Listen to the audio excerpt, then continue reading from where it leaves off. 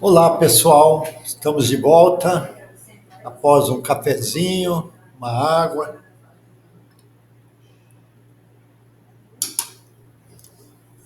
E agora vamos dar continuidade. Podemos então? Primeiramente, eu gostaria de agradecer a todos vocês que estão me ajudando neste aprendizado. Se vocês observarem o primeiro slide aí, eu coloquei lá facilitador, que eu só sou um facilitador, mas também um aprendiz de magnetismo. Na ausência de mestres do magnetismo que nos possa ministrar aulas sistemáticas assim, nós nos atrevemos há 2 anos atrás a iniciarmos o estudo lá no Centro Espírita André Luiz, e o fizemos com uma turma. Temos um grupo de magnetizadores já atuando e que estão aqui novamente conosco, alguns deles, vários deles. E para oportunizarmos companheiros de outras cidades, foi que resolvemos fazer a parte teórica online. E a parte prática vamos depois combinar com cada cidade, um dia fora desse horário, para treinarmos a parte prática. Bom, agora vamos abrir aí, se alguém quiser fazer algum comentário sobre a primeira parte. E esse aqui a gente vai até dar o nosso horário. A hora que der o nosso horário, a gente encerra. Não precisamos passar todos os slides que estão aqui na minha apresentação. Depois continuamos daqui a 2 semanas. Quem quiser falar alguma coisa ou perguntar, pode abrir o áudio e fazer uso da palavra. Alguém levantou a mãozinha aí? Pode falar. Abre o microfone e pode falar. Oi, eu acho que fui eu que levantei. Tá me ouvindo? Sim, estamos ouvindo. Pode falar. Bom, eu tenho uma pergunta que eu sempre tive dúvidas. Eu sou uma pessoa que atualmente eu vejo os fluidos, assim, e percebo que ele tem, de fato, várias formas, assim, condensações diferentes, né? Leves, pesadas e etc. Tá. Eu comecei a analisar a minha mãe, por isso que eu comecei a analisar a minha mãe. Todas as vezes que meus irmãos ou meu pai passavam por dificuldades, eles corriam e ligavam e choravam muito para minha mãe, etc. E ela sofria, a pressão dela subia e etc. E ela me procurava. Aí ela começava, tipo assim, contar a história e colocar a dor dela naquele sentido e etc. E aí eu comecei a analisar por que que a minha mãe fazia aquilo e justamente comigo, né? E aí eu comecei a ver que ela tentava comigo, é, e eu tentava passar para ela que às vezes essas situações ocorridas eu entendia em alguns dos meus irmãos que eles não tinham. Eu tentava passar para ela que eles não eram merecedores daquilo que ela sofria tanto e o que ela queria tanto ajudá-los. Mas ela não entendia e ela tentava modificar o meu pensamento e fazer com que eu tentasse auxiliar através do pensamento, que é, né? E de fato eles conseguiam, mas eu entendia que eles não eram merecedores, porque eu não quero citar aqui as situações. E isso, a pergunta é: isso faz com que, ao transmitirmos, às vezes até nem querendo muito, a gente possa atrair para nós, no caso, alguns fluidos negativos ou errados, ou sofrer consequências desse ato, que estão, às vezes, na pessoa em si, a qual emitimos o pensamento. o desejo? É essa a minha pergunta.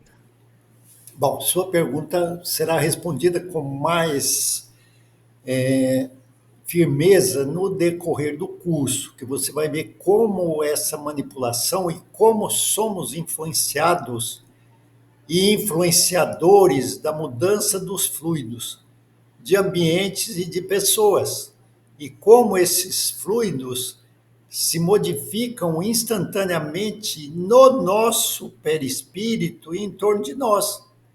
Se a gente sai do momento de alegria, de felicidade, e passa uma raiva, mudou totalmente a conformação do perispírito. E aí, se isso prolonga, vai influenciar no corpo físico.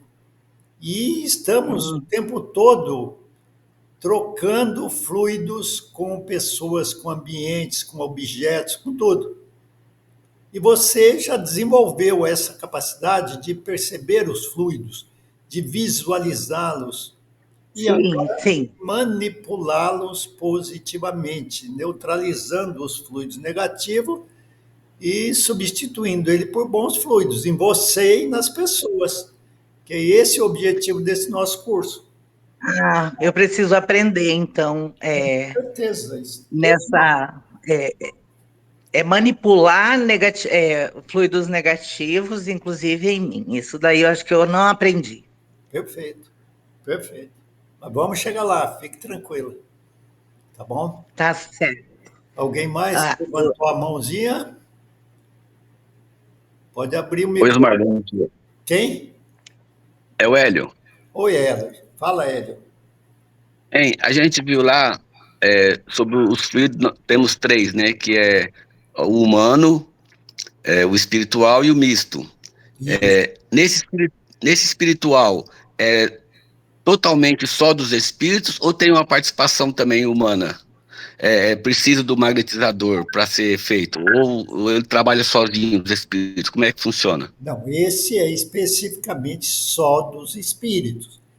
Quando eles ocupam a nossa participação, Allan Kardec diz isso, que eles muitas vezes chamam o nosso concurso para auxiliarmos, mas ele aí no magnetismo espiritual é a atuação dos espíritos desencarnados diretamente no perispírito do encarnado.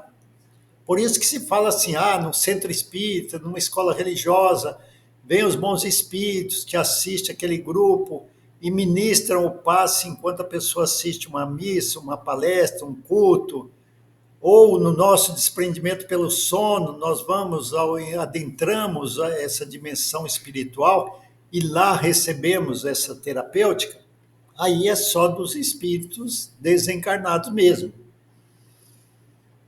ok? Entendido. Ok, entendi. Agora, quando nós ministramos o passe, seja um passe convencional na casa espírita ou uma sessão de magnetismo, aí nós evocamos, querendo ou não, a gente evoca, porque só o fato de querer fazer o bem, aliviar a dor do próximo, isso já é uma evocação para os bons espíritos vir nos auxiliar. E depois nós vamos ver o que eles promovem em nós e nos fluidos, potencializando a ação. Entendeu? Entendido. Obrigado. Por nada, que isso. Estamos aprendendo. Alguém mais? Eu não consegui levantar a mãozinha, mas eu posso perguntar? Claro. Se uma pessoa desencarna com uma doença crônica, o perispírito leva. É um processo, o perispírito, como é que eu vou formular a pergunta? O perispírito está doente ou não? A partir do momento que desencarnou, o perispírito fica bem também. Entendeu a pergunta? Entendi. Não, é muito variado, viu, isso aí. Mas geralmente uma doença crônica, ela tem a sua base no perispírito e vai levar essa doença para o plano em que ele adentrar e lá vai ele ser tratado geralmente com magnetismo para o equilíbrio do seu perispírito. Logicamente que aí a cura lá pode se dar instantânea, como Jesus fazia aqui. Tocava a pessoa e ela ajustava o perispírito e o corpo físico simultaneamente, instantaneamente. Isso pode ser realizado quando a pessoa chega no outro plano? Pode. Vai depender do mérito e da necessidade. Entendeu? Então, varia Entendi. bastante. Obrigada. Depende do mérito e da necessidade de cada um. Beleza, obrigada. Por nada. Mais alguém? Não, vamos começar a apresentação dos slides dessa segunda parte aí.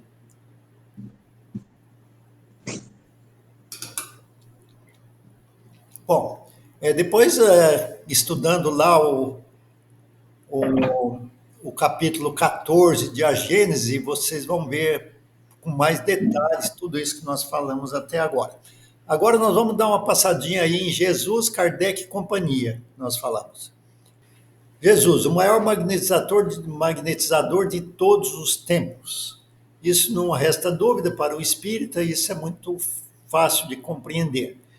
É o espírito mais evoluído que já encarnou na Terra, logicamente, como governador deste orbe, e aí foi o maior magnetizador. Todas as curas feitas, ditas milagres feitas por Jesus e depois pelos apóstolos, era fruto do magnetismo. E Jesus foi o maior. Aí Jesus, em João 14, 12, olha o que ele fala. Na verdade vos digo que aquele que crê em mim também fará as obras que eu faço e as fará maiores do que estas. Então, isso aqui fica para nossa reflexão, que foi uma afirmativa muito categórica de Jesus. Ele não estava falando para os apóstolos, ele estava falando para todos. Basta crer em Jesus e poderá fazer as obras que ele fazia e até maiores do que estas. E depois nós temos em Mateus 10:8 também fala de Jesus, do Evangelho. Aí ele recomenda: restituir a saúde aos doentes, ressuscitai os mortos, curai os leprosos, expulsai os demônios, dando de graça o que recebestes gratuitamente.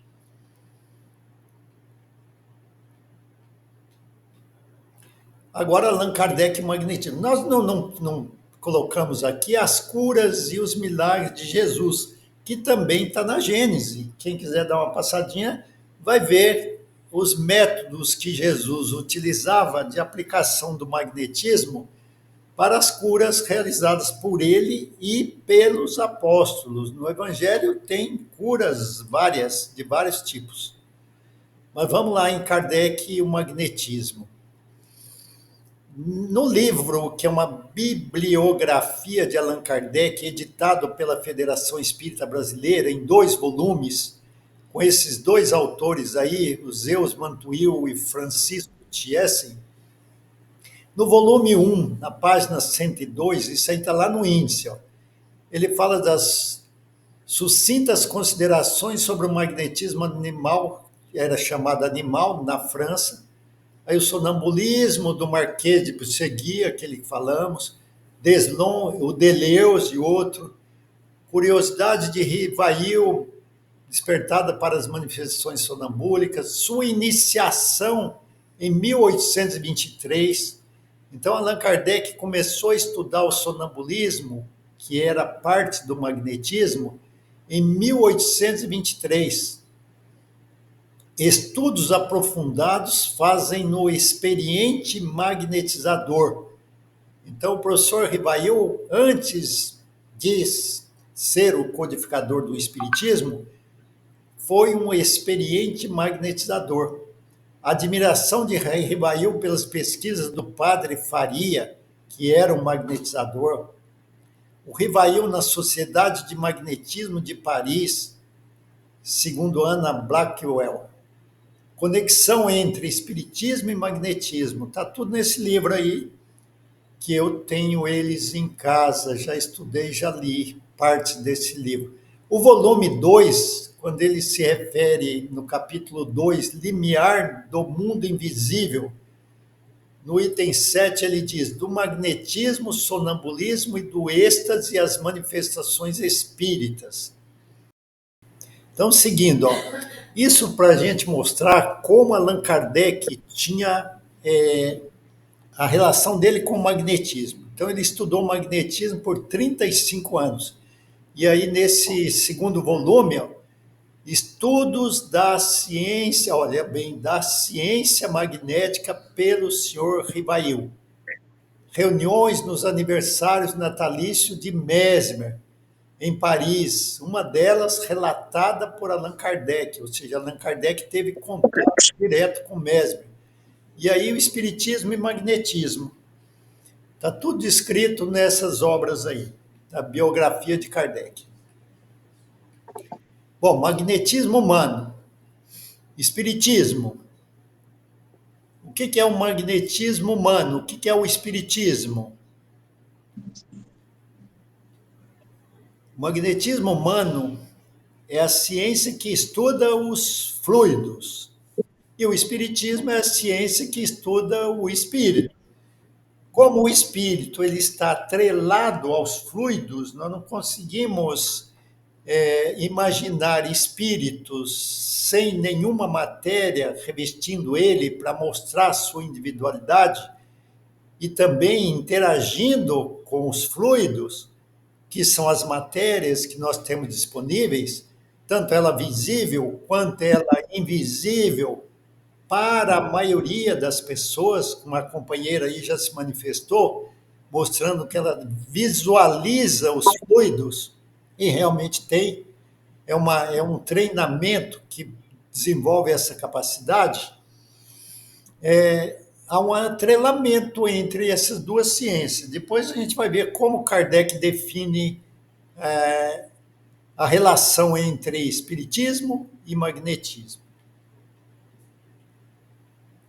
Mas esse conceito aí é importante. Os dois são ciência. Uma estuda os fluidos, que é a matéria, e a outra estuda o espírito, que é o ser inteligente.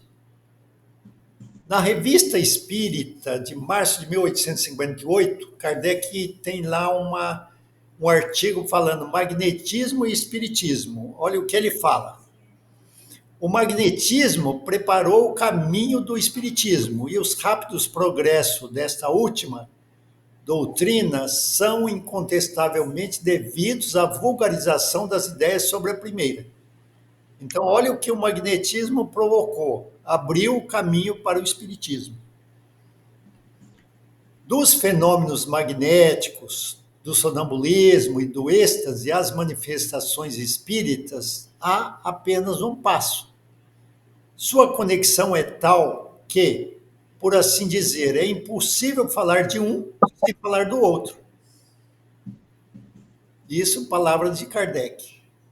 Continua ele, se tivermos que ficar fora da ciência do magnetismo, nosso quadro ficará incompleto. Agora, no Livro dos Espíritos, uma pergunta 388.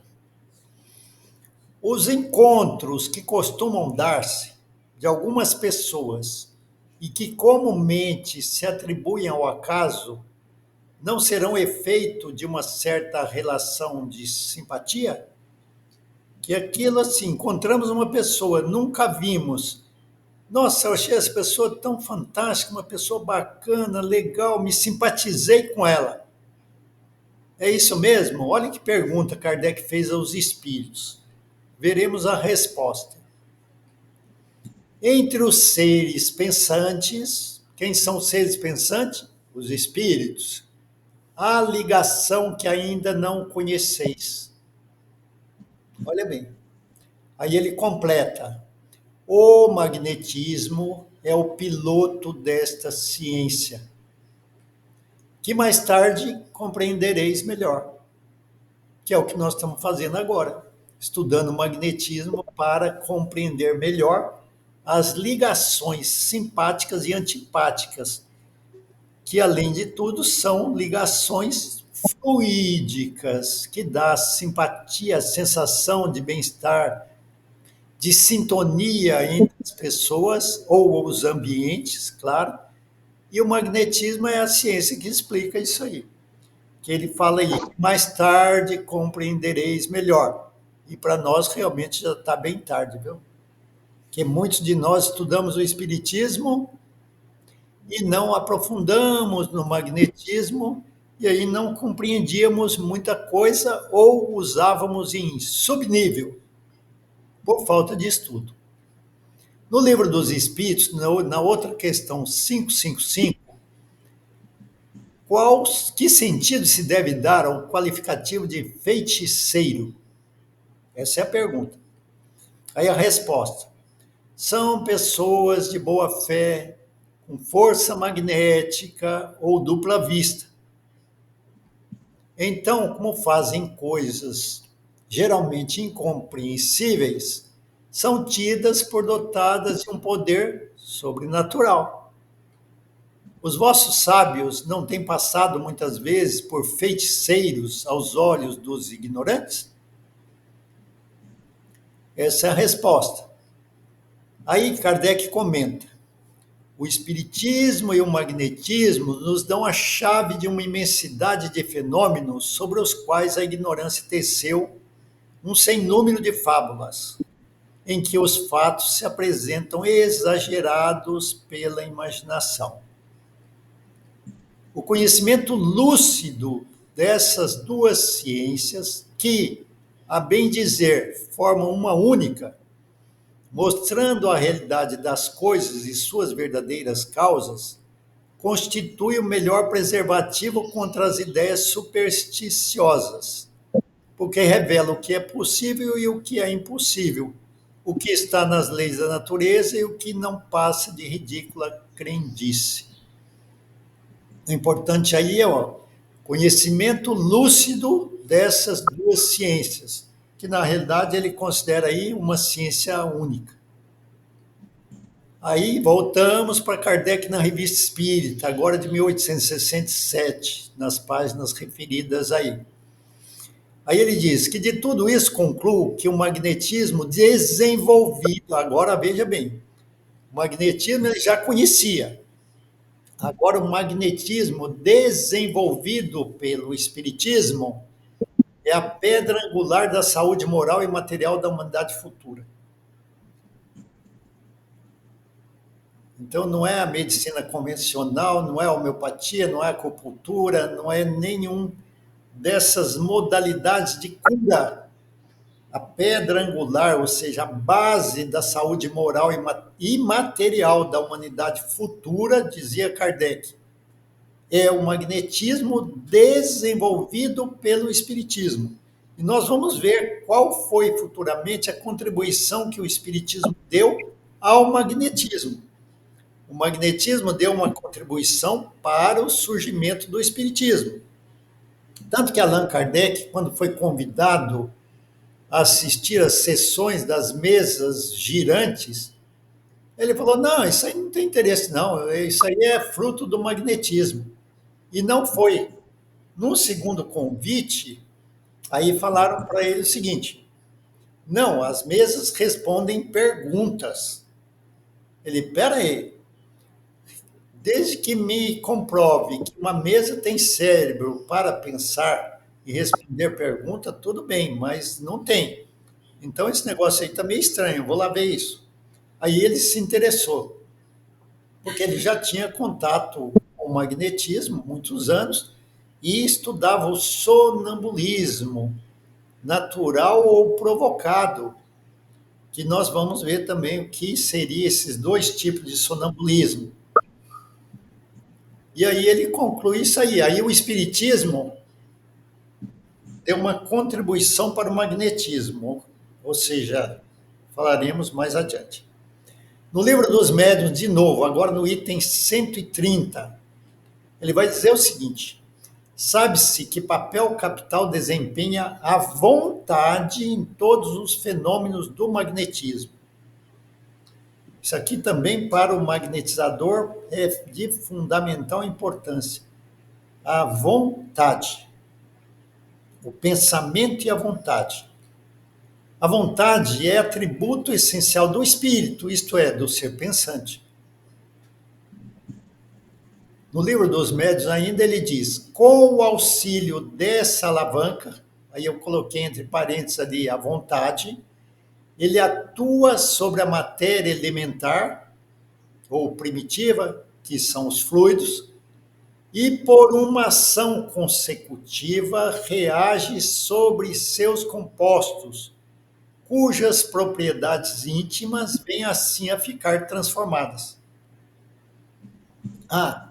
Então nós, espíritos, seres pensantes, usamos a vontade para atuar sobre o fluido que compõe a matéria elementar, que compõe o nosso perispírito, transformando essa matéria.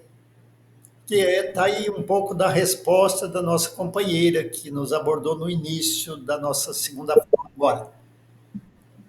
Aí ele continua, tanto quanto o espírito errante, ou seja, o desencarnado, a vontade é igualmente atributo do espírito encarnado, porque nós somos espíritos. Então temos vontade também. Daí o poder do magnetizador. Poder que se sabe estar na razão direta da força da vontade. Se tiver uma vontade frágil, não vai mobilizar fluidos. Então tem que ter uma vontade forte, firme, para mobilizar e modificar os fluidos. Continua agora no item 131.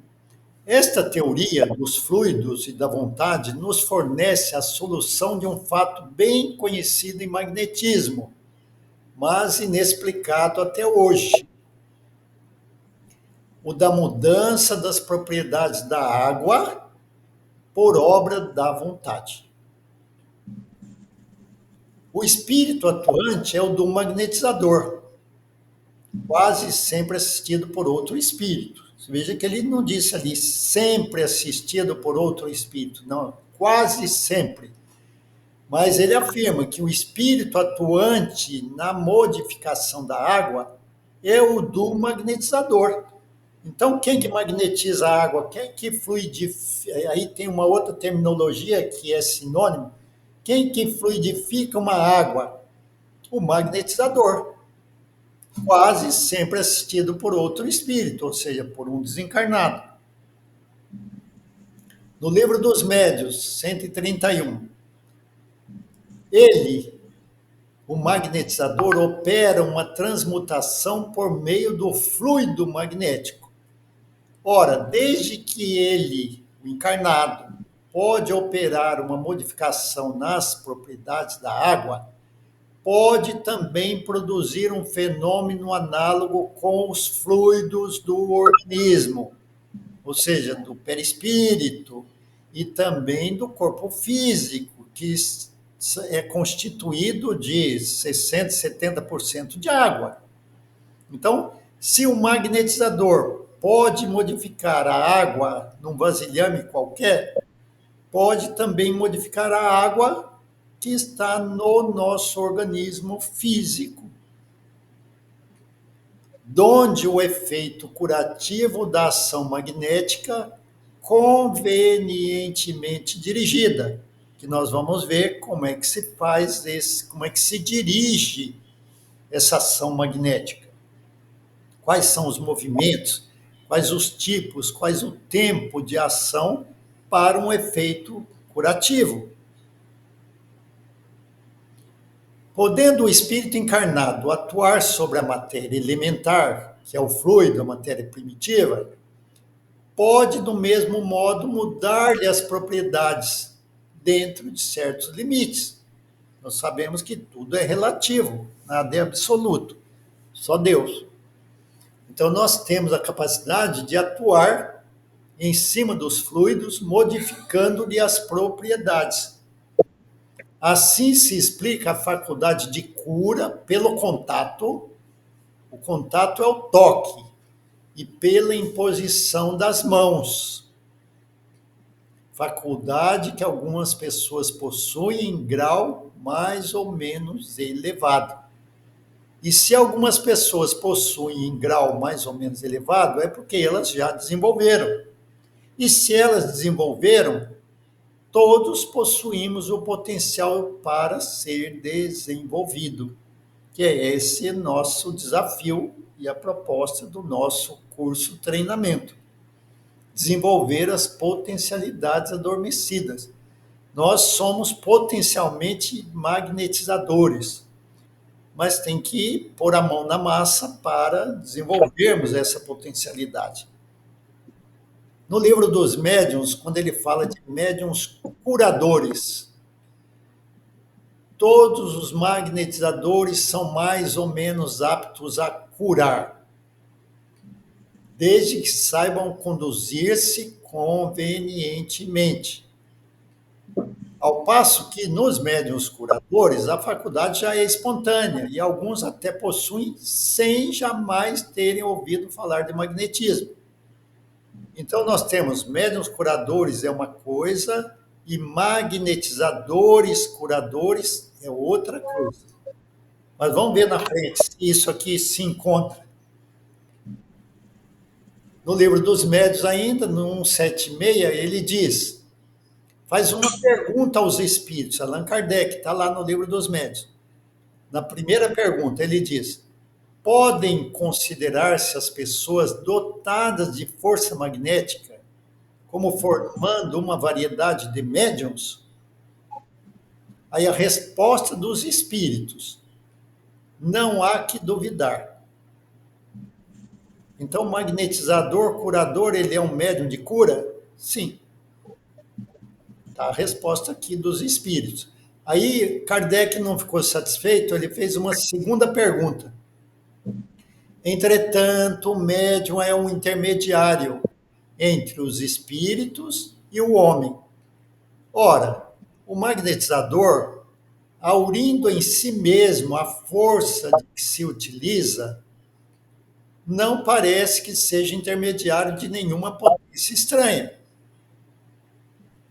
Falando com os espíritos, aí a resposta dos espíritos é um erro. Olha bem, é um erro. A força magnética reside, sem dúvida, no homem, mas é aumentada pela ação dos espíritos que ele chama em seu auxílio.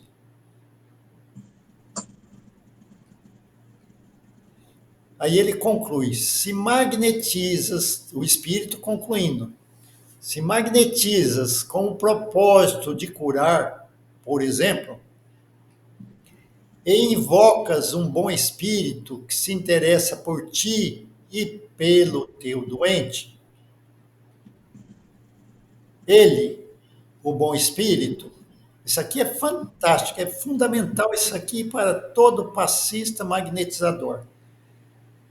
O bom espírito evocado, ele aumenta a tua força, aumenta a tua vontade, dirige o teu fluido e lhe dá as qualidades necessárias. Então, veja o alcance disso aqui. Nós falamos, mas nós, quem somos nós? Jesus era Jesus. Sim, Jesus era Jesus. Mas ele falou que nós poderíamos fazer o que ele fazia e muito mais. E nós ficamos com nossos talentos enterrados. E aqui os espíritos estão dizendo aí que é só nós nos mobilizarmos, nós vamos contar com o auxílio do alto, ou seja, dos bons espíritos, que aumenta a nossa força fluídica, não é força física. Aumenta a nossa vontade de agir, de atuar no bem, de trabalhar nessa seara. E aí os espíritos dirigem o fluido e dão as qualidades necessárias que nós ainda não desenvolvemos a capacidade de fazê-los. E aí o serviço fica completo. Continuando Allan Kardec, no livro dos médiuns, médium curador. Todo magnetizador pode tornar-se médium curador, se souber fazer-se assistir por bons espíritos. Agora, em outra parte, Kardec comentando. Neste caso, os espíritos lhe vêm ajudar, derramando sobre ele seu próprio fluido. E agora aqui o que ele faz? Que pode decuplicar ou centuplicar a ação do fluido puramente humano. O fluido é humano, mas ele é decuplicado, centuplicado, qualificado, dirigido pelos espíritos desencarnados, os bons espíritos, claro. Olha o alcance disso. É fantástico isso aqui. Assim se dá com o magnetismo. Emitir radiações magnéticas é uma faculdade comum a todos. Mas o conhecimento dos princípios que regulam essa emissão e o estudo dos processos que facilitam as aplicações constituem a arte de magnetizar. Então, emitir radiações magnéticas, qualquer pessoa emite. Só que o conhecimento de como isso deve ser feito para um melhor aproveitamento, tem que se estudar esses processos que facilitam essa aplicação. Falta 5 minutos.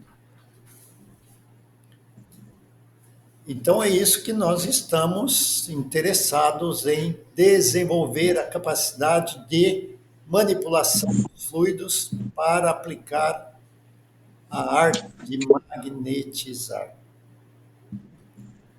No livro dos médiuns, ainda, capítulo Médiuns Curadores, ele diz: todos os magnetizadores são mais ou menos aptos a curar, desde que saibam conduzir-se convenientemente, que é o que nós estamos aprendendo aqui, a nos conduzir convenientemente, para ficarmos aptos a curar, a aliviar a nossa e a dor alheia.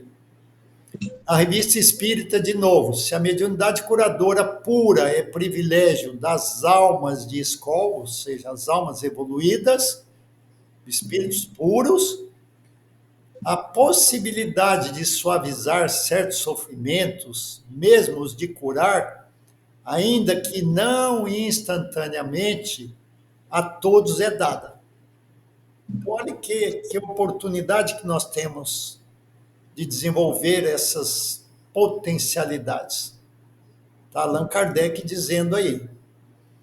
Na terceira pergunta ele diz: há, entretanto, bons magnetizadores que não creem nos espíritos, e que nem são espíritas e nem espiritualistas. Aí ele diz: pensas então que os espíritos só atuam nos que creem neles? Os que magnetizam para o bem são auxiliados por bons espíritos. Todo homem que nutre o desejo do bem os chama, do mesmo modo que pelo desejo do mal e pelas más intenções, chama os maus espíritos. Na quarta pergunta: agiria com maior eficácia aquele que, tendo a força magnética, acreditasse na intervenção dos espíritos?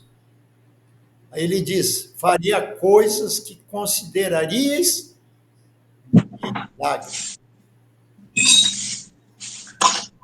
Vamos, nosso tempo já está se encerrando. Nós temos 3 minutinhos. Vamos, então, parando aqui a nossa exposição.